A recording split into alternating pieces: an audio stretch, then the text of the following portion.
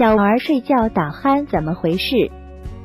陈峰，综合内科主任医师。小儿睡觉打鼾呢，其实我们临床常见是跟上呼道感染或者是气道感染并发的。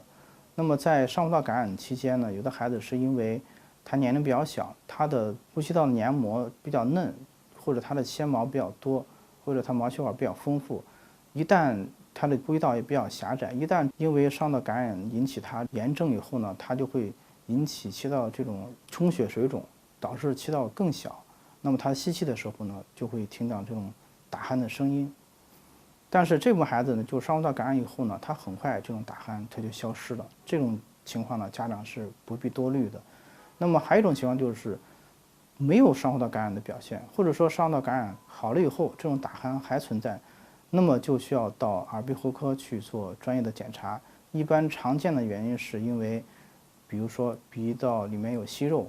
或者是我们常见的腺样体增生，它都会引起打鼾。那么长期打鼾呢，会引起慢性缺氧，所以家长还要及时要去看。专家提示：一、临床常见是跟上呼吸道感染或者是气道感染并发，引起炎症后会引起气道充血水肿，导致气道更小，吸气的时候就会听到打鼾的声音。二、没有上呼吸道感染的表现，或者说上呼吸道感染好了以后，打鼾还存在，就需要到耳鼻喉科去做专业的检查。三、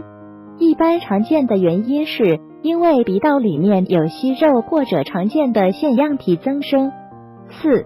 长期打鼾会引起慢性缺氧，所以家长还要及时要去看。